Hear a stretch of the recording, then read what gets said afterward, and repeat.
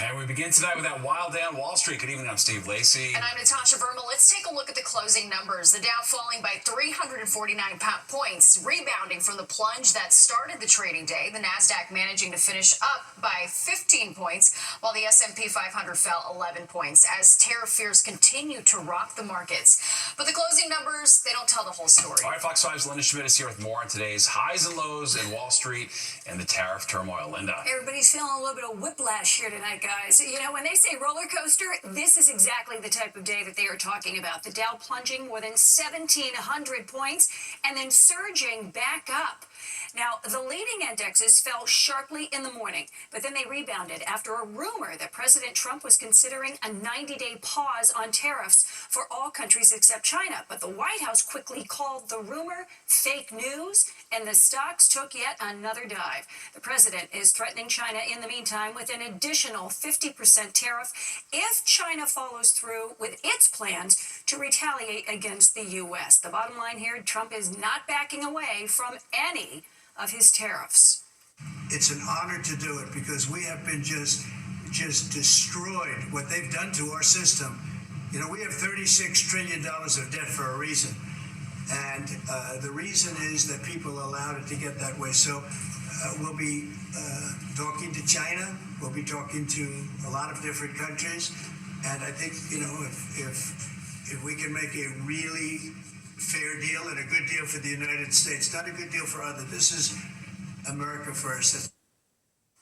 Also, Fox 5 late today spoke with an expert who says Americans could end up seeing prices rise on food, clothing, and higher ticket items like cars. I also don't know how this is going to end. What will be the solution from the White House with regards to any negotiations that they might have with our numerous trading partners? This is just a starting point. The hope is that eventually cooler heads prevail and we get some deals between the U.S. and countries like Canada and Mexico and the European Union and maybe even China.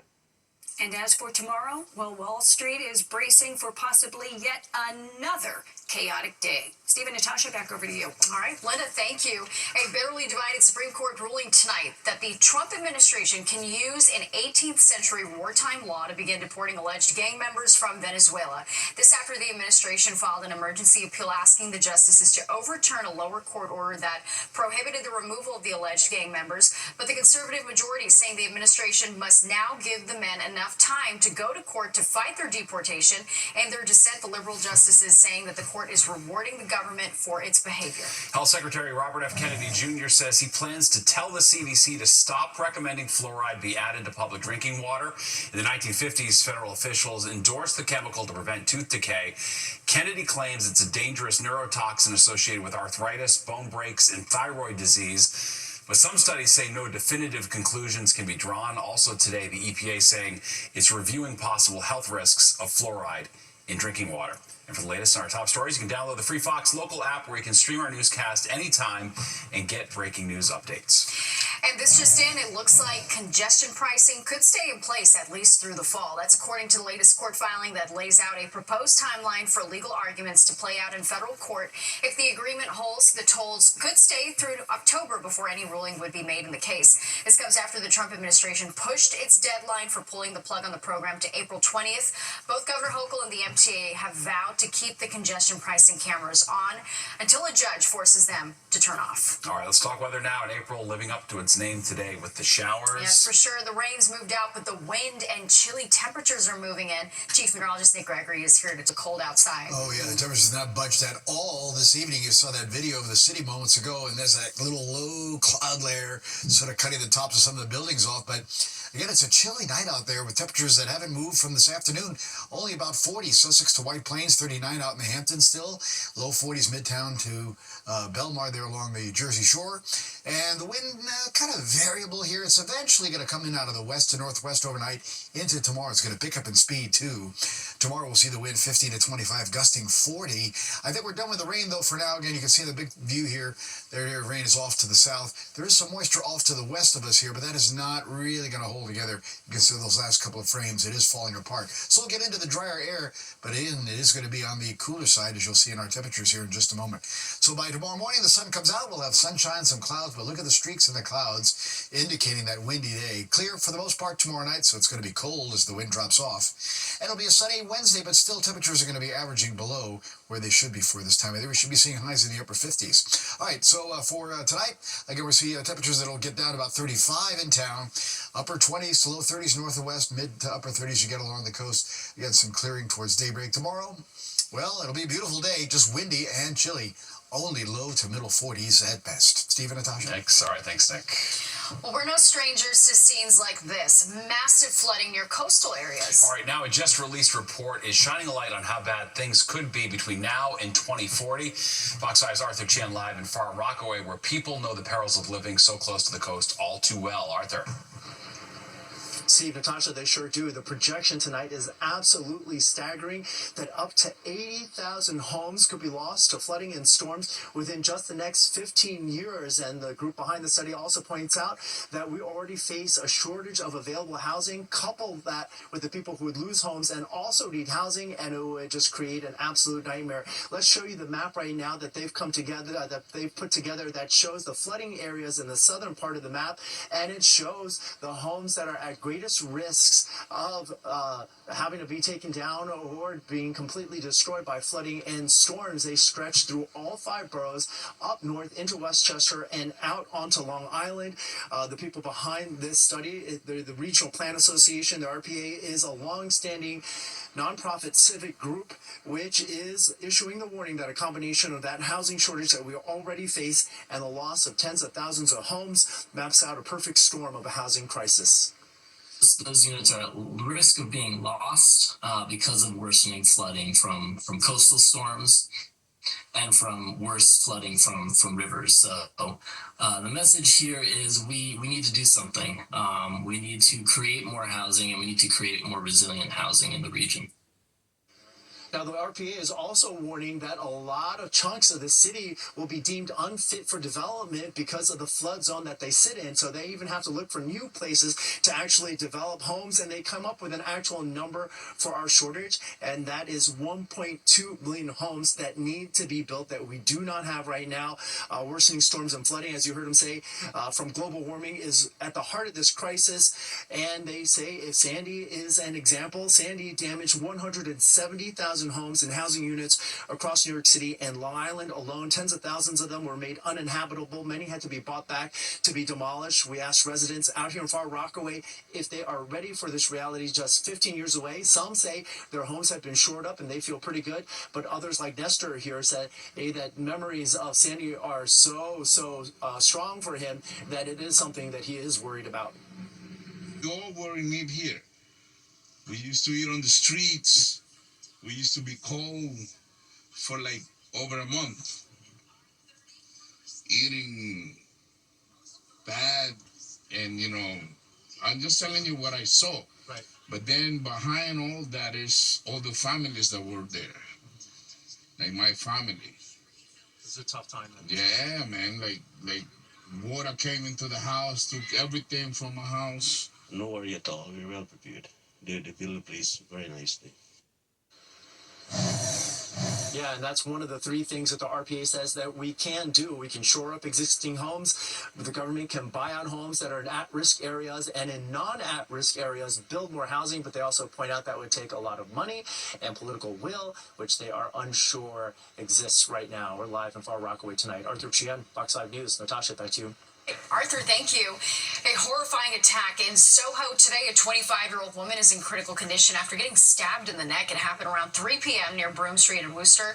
Police say a person of interest is in custody.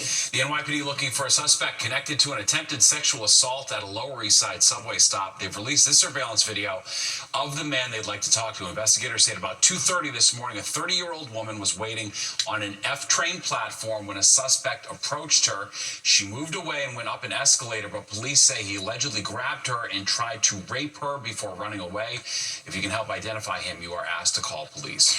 Well, a rally in Kew Gardens, Queens today demanding Con Edison cancel a planned rate hike. Community leaders say many New Yorkers are living paycheck to paycheck, and a steep increase in utility bills would threaten the financial health of countless families. Con Ed is looking to increase electric bills by about 11% and gas by 13%. The plan still needs to be approved by the New York Public Service Commission. Property owners stores and tenants can now apply for permission to install e-bike battery charging cabinets on sidewalks. That measure designed to reduce apartment fires by moving more battery charging and storage to safe FDNY approved cabinets on the street. Officials say lithium-ion batteries are now a leading cause of fires and fire deaths in New York City. Well, a new chapter of the fight against flavored e-cigarettes. In the city, not just blowing smoke, but suing, saying vape distributors are targeting kids with sweet flavors and catchy names. Plus, it's raking in big bucks at the box office, but is raising a ruckus at some theaters. What's behind this Minecraft movie madness? There's a new lawsuit in the battle against flavored e-cigs. The city taking legal action against 9 vape distributors, claiming that their flavors are meant to target kids. Fox 8's Duarte Geraldino explains. New York City is suing 9 of the country's biggest vape distributors, accusing them of flooding the city with flavored e-cigarettes designed to hook kids. They have raked in thousands of dollars while putting our kids on the path to addiction, making them customers and users, and normally these users stay for a lifetime. Officials say these companies sold products with flavors like banana ice, watermelon, and pink lemonade made to appeal to kids. Candy flavored, tutti frutti, all kinds of cherry flavors, and it's attracting children. Psychologist Dr. Harris Stratner says vaping can affect brain development, especially decision-making and learning, because parts of the brain are still developing way past the teen years. We used to think age 25, now we know it goes through 30.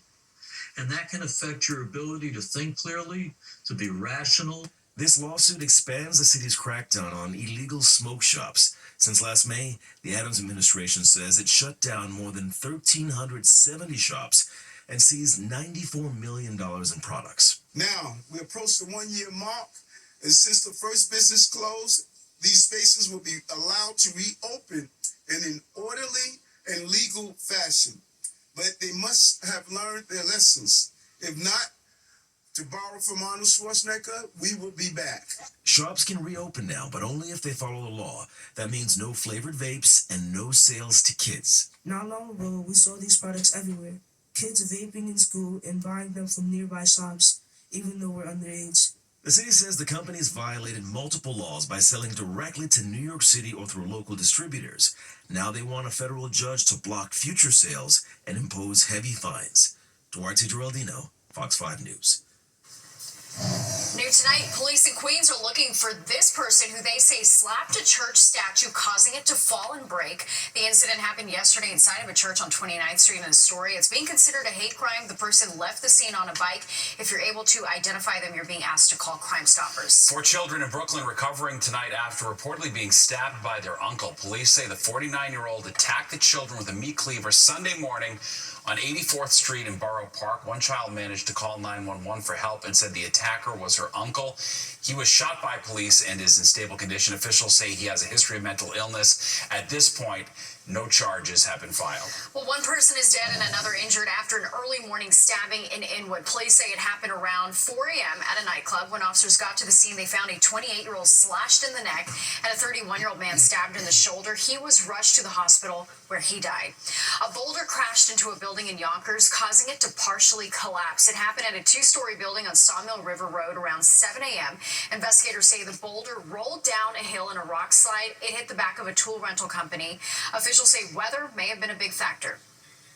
Appears the rain may have contributed to it. There is a large boulder that appears to have let loose from the hillside behind, and when it came forward, it looks as though it hit the rear wall of the structure, resulting in a collapse. The fire department says no one was hurt. New York lawmakers passing a 2-day extension today to keep the state running. That's because they still haven't passed the state budget. It was due April 1st. One of the major sticking points is the state's discovery laws. Governor Hochul and all 5 city DAs, including Alvin Bragg, want to loosen the mandates on what criminal evidence needs to be turned over at trial.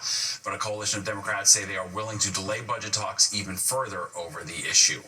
All right, now the kids going mad for Minecraft, the box office hit, causing scenes like this on Long Island and in other theaters. And it's getting so bad that one New Jersey cinema says if you're a teen, you need to be with an adult to see a Minecraft movie. Fox 8's Teresa Priolo has the details. Minecraft Mania is sweeping through theaters around the world. It's also the biggest movie opening year to date. A feast for anyone who grew up on the game, and especially teenage boys. Are you excited about it? I'm so excited. This is going to be the best movie of the year. For those who don't know, Minecraft is a world-building and adventure-seeking game. Eric Ferrucci hosts the podcast Salesman After Hours. It's a game designed for younger people that want to pursue engineering. It's a lot of the only limit is your imagination. You can build anything you want. Add Jack Black and Jason Momoa to it, and you've got a winning formula, because this is what's going viral. Chicken Jockey! Chicken Jockey, it's from the game. It's adapted from the game. It's like a little baby zombie, and it rides a chicken. That's right, a baby zombie riding a chicken, causing kids to lose their minds. All over social media, kids are freaking out and in some cases trashing their theaters. Eric recorded this video at the Township Theater in the Township of Washington. Our showing was a lot of primarily middle school and high schoolers. So I kind of overheard a lot of the groups in the back. They were planning that when the chicken jockey scene came on, all of them are going to throw their popcorn buckets. I think a good minute and a half long standing ovation for that, and I couldn't hear another word after that. Same thing happened during a recent showing in Clifton. Everyone went crazy. They stood up, started clapping, but no one threw anything in my theater. But I've seen like on TikTok and stuff, they were throwing stuff. It's such an issue that some theaters like Township Theater are imposing chaperone rules. Others are hoping for the best. So you're probably expecting that in your... Yeah, I want it to happen. I want to see it happen. And before you ask, no, after multiple hours of investigating Chicken Jockey, I have no idea why it's eliciting such a response, and no Minecraft fan that I have found can explain it either. In Clifton, New Jersey, Teresa Priolo, Fox 5 News. I was wondering the same thing. Yeah, I know. I had the same question. Better her than us. All right, thanks, Teresa. All right, forget boiling point. Have many of us reached our tipping point? All right, a new study reveals most of us think tipping has gotten out of control. And the tipping could stop altogether at one New York City restaurant, why the owner says congestion pricing could be to blame if he has to close for good. Fox 5 is watching your wallet tonight, and if you're tapped out when it comes to tipping, you're not alone. All right, as Fox 5's Jennifer Williams shows us, many of us feel there's too much gratuity out there. The pandemic really changed the dynamic along with technology. According to Wallet Hub's 2025 tipping survey, 9 in 10 Americans think tipping culture has gotten out of control. It's even more pronounced in a city like New York, and it might have to do more with counterculture. Back in the olden days, people weren't staring you down while you were ordering and trying to tip. So I think that's why people are confused.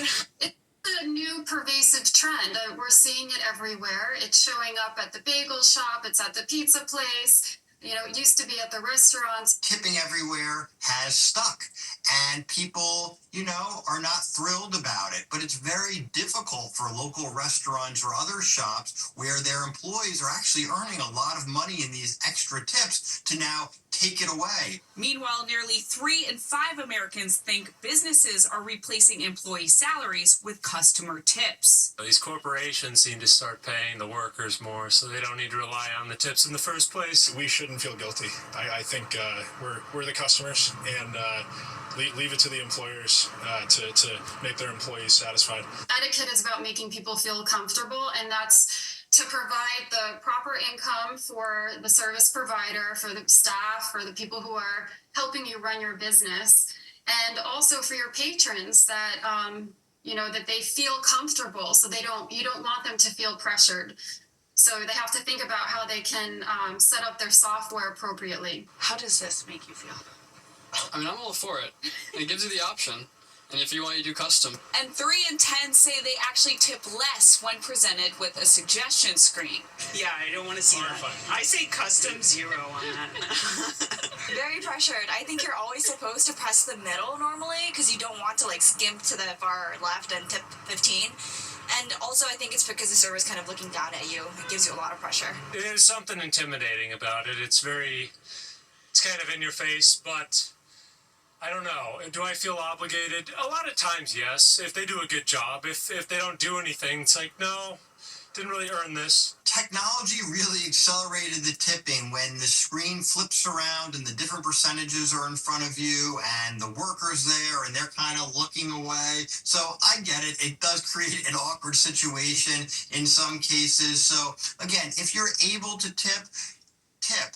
And as the screens became more popular, so did a different form of payment. It was like pre-pandemic and back in the day where if you went to a coffee shop and you got a coffee or you got a bagel and you had some extra change, you threw it into the jar. But now almost everybody's using credit cards or Apple Pay. Fewer and fewer people are using cash. So the throwing the extra coins into the tip jar or the dollar is a much different scenario today where you're being prompted 15, 18, 20 plus percent on a cup of coffee. On the Upper East Side, Jennifer Williams, Fox 5 News. I will say them starting at 30 is like kind of outrageous. I now live for if I see $1, I'm like, oh, good. Yeah, that's boom. normal. Good. You know, Settled. All right, well, the judge you're about to hear is giving Judge Judy a run for her money. You are not going to use this courtroom as a launch for your business. Yeah, I believe it. What one plaintiff did that caused disorder in the courtroom. President Trump hosting Israeli Prime Minister Benjamin Netanyahu in the Oval Office where things stand on the war in Gaza, tariffs, and U.S. talks with Iran. Next.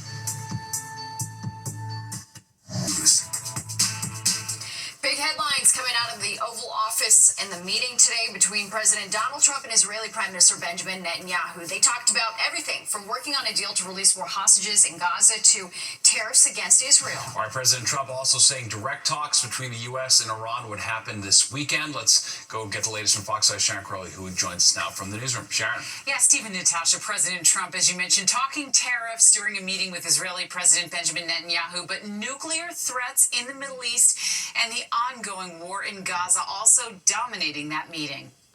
We are trying very hard to get the hostages out.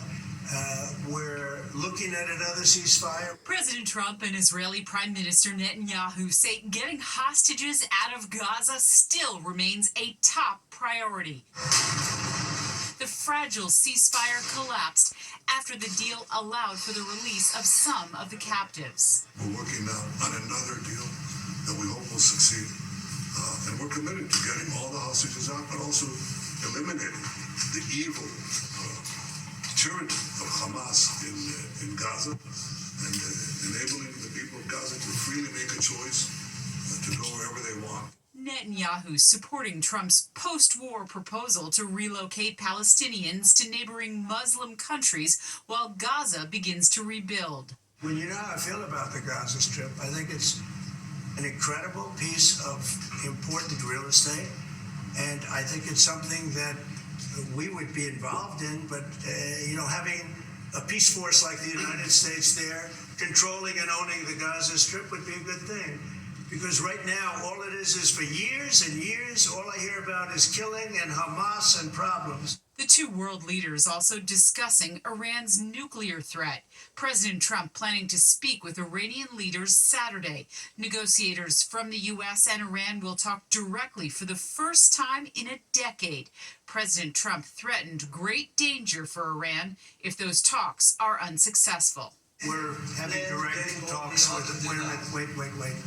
We're having direct talks with Iran, and they've started. It'll go on Saturday. We have a very big meeting, and we'll see what can happen. We also discussed Iran. Look, we're both united in the goal that Iran does not ever get nuclear weapons. Now back to the hostages update. Hamas still holding 59 captives taken during the October 7th attack. American-Israeli Edon Alexander among those. He's believed to still be alive. Natasha and Steve. All right, Sharon, thank you so much. Well, Texas is reporting more measles infections from an outbreak which started in January. Health Secretary RFK Jr. visited Texas on Sunday to address the crisis. It's the state's biggest measles outbreak in at least 30 years.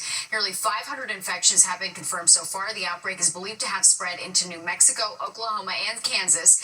And local health officials expect it to last several more months. They're urging people not to delay care if their child starts developing measles symptoms. The incubation period is between 7 and 21 days.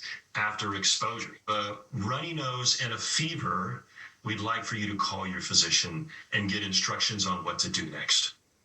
The CDC says the country has reported about 600 measles cases this year, more than double the number seen in 2024. The widow of NHL player Johnny Gaudreau announcing the birth of her baby boy. Meredith Gaudreau sharing these adorable photos of Carter Michael on social media. You'll remember Johnny Gaudreau and his younger brother Matthew were killed last August by an alleged drunk driver while they were riding their bikes on a New Jersey roadway.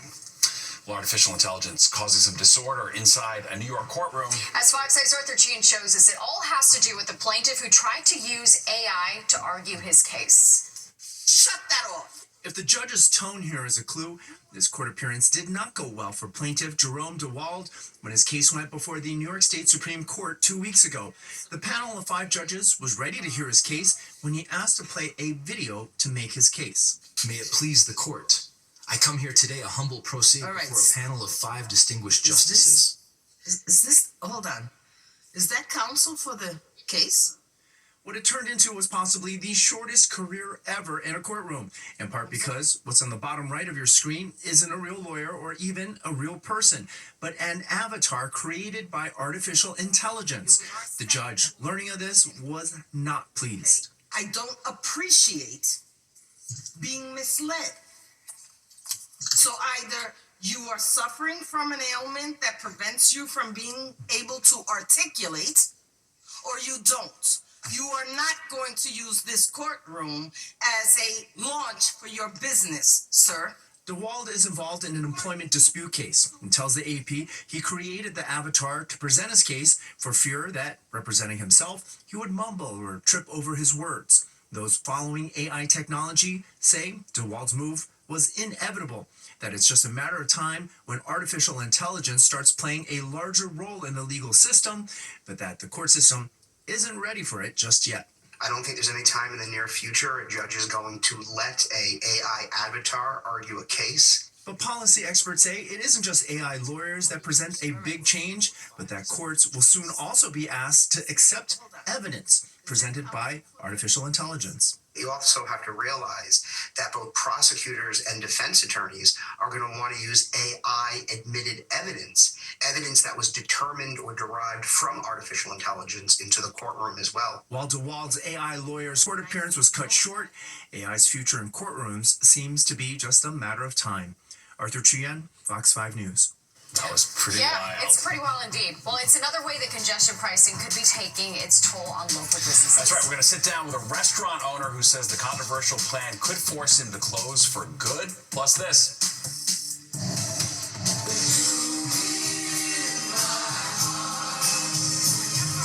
If you've ever wanted to belt it out with Broadway's best, well, now's your chance. You can sing your heart out with professionals in a karaoke setting.